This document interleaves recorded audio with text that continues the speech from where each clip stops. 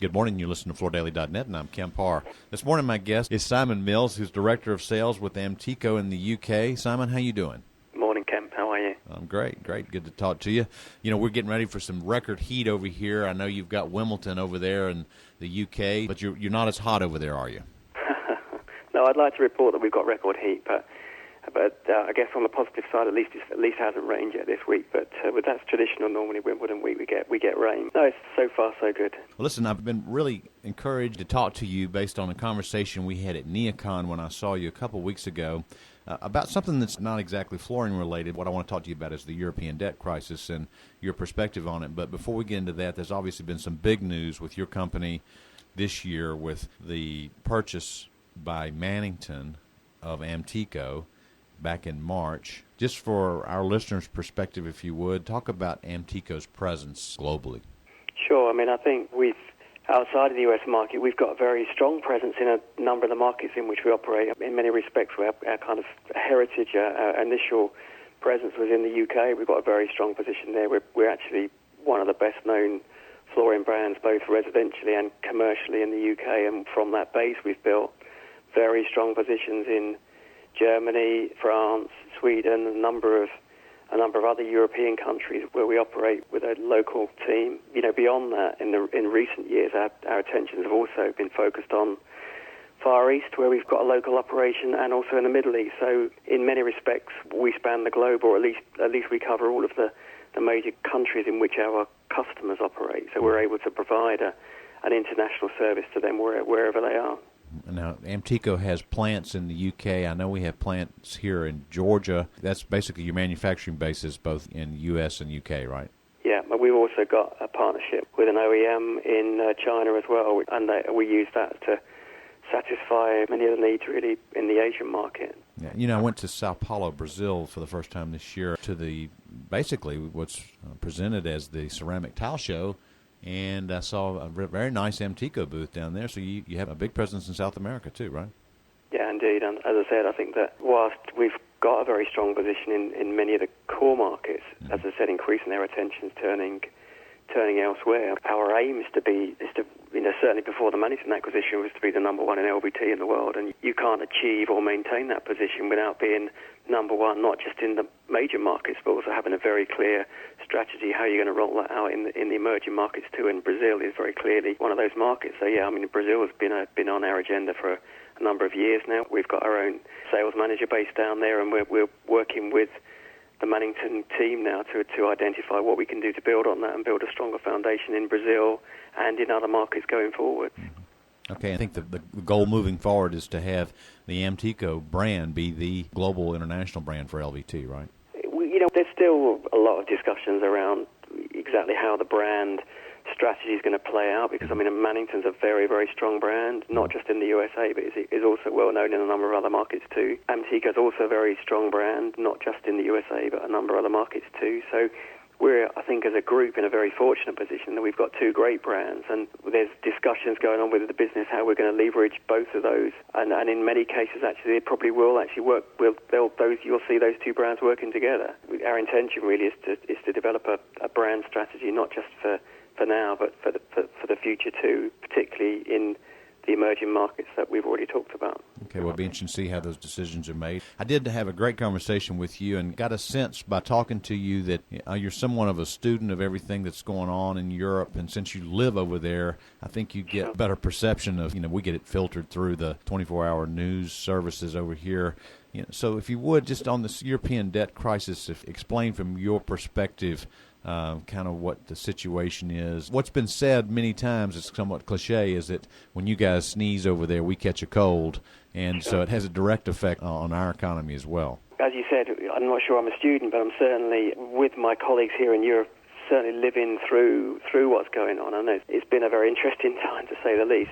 And it's not just the recent past that's affected the flooring market over here. I mean, this has been going on for a number of years now. In fact, the real declines in consumer confidence, you can trace those back as far as 2007, and we've been living, all of us here, with very low levels of consumer confidence since then. And whilst there was a slight tick up in 2010, consumer confidence is now back to where it was at its very lowest, and that has a direct impact on people's confidence to make high-ticket purchases like flooring, not just residentially, but also commercially too. And that's, as you would expect, had a major impact all the way across the European arena.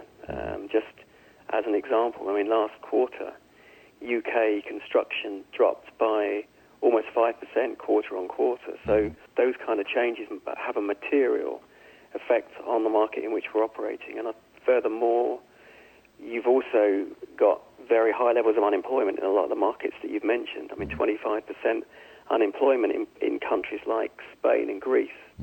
And that has a further very negative effect on people's ability to take a long-term decision. And in many cases, as I said, flooring is a long-term decision. So people would simply defer those decisions. So every one of our European markets has been and is still currently in decline. And, that certainly makes our life extremely challenging over here, to say the least. One of the things, as we look at it from our perspective, obviously, it seems so clear to us, but we're so far away. Greece, correct me if I'm wrong, but the GDP of Greece is about 2% of the whole total European GDP, and so we always have to wonder why such a little small piece of the whole pie could make such a huge difference in the whole grand scheme of things. And I think the reasons for that really are in the interrelationships that exist, not just economically, but the way that the banks across the whole of Europe are exposed to debt in countries all the way across Europe. So whilst, as you say, I mean, in some respects it might look easy to contain an issue like Greece, the level of debt that Greece has, that means that debt is effectively owned by banks all the way across Europe. And the big banks all operate internationally, so they're all exposed to it, and therefore has a significant knock-on effect, not just in confidence, but has a real tangible effect on banks' ability to lend money to businesses, banks' ability to support investment, and those things ultimately do have a significant knock-on effect on construction markets generally. Do you think that the main issue here is this whole entitlement or publicly funded pensions and a number of government employees in relationship to private sector, or what is your handle on that? I mean, I think that's certainly a factor in many of the countries that you've talked about.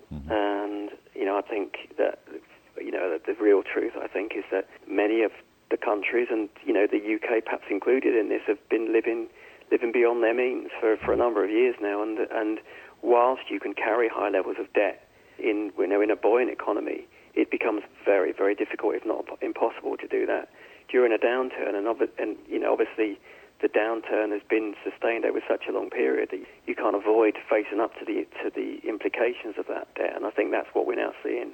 You're now seeing the results of decisions that have been taken, not just in the past year, 2 years, but go back over many years. And Greece and all of the other countries that are affected by this are all having to face up to that problem. Do you think that there's a resolution? Do you feel confident that we'll be able to work through this over there? That's very difficult to say. I mean, clearly there is going to be a resolution of some kind. How significant that's going to be in terms of further effect on economic growth is hard to predict. I mean, I don't think that many people think we're through the worst of things yet, and it's therefore it means that for somebody like me and my team, we have to continue to find ways to grow our business in other areas. We just had to work extremely hard as a team to identify new opportunities, new customers, and mitigate the results of what we're going through. And I think through that, the efforts of my team and teams like mine, we will start to see some slow growth coming back into the market. But I think it's going to take a long time before we get anywhere near back to the level that we were a few years ago. There's reciprocity in what I just said. You guys look at us over here and see our situation, and sometimes when you step away from it, sometimes the solution seems really clear. Do you think you have a resolve for our issues over here? Wouldn't I be running the country if I could do that? No, I certainly from the way that we see things, whilst understandably I think people in the US are kind of concerned and somewhat critical maybe of the strategies that have been deployed out there with you. Mm-hmm. You're, I think, generally probably in a stronger position than we are. So I think, if anything, the people like us in Europe are probably looking to the States not just to take the lead, but also to give us a model that we can deploy going forward. I mean, that's certainly one of the key discussion points with all the way across the European governments and economies at the moment is this getting this balance between austerity, reducing the levels of debt and getting spending down, and growth stimulus. And there's an awful lot of very clever people that are working at the moment to try and get that balance right. And we clearly haven't got it right at the moment, but it certainly seems that you guys are probably closer to getting it right than we are. Well, I hope we can figure it out together for sure. So, Simon, it's great to talk to you again. We've been talking to Simon Mills, who's Director of Sales with Amtico in the UK, and you've been listening to Kemp Harr and FloorDaily.net.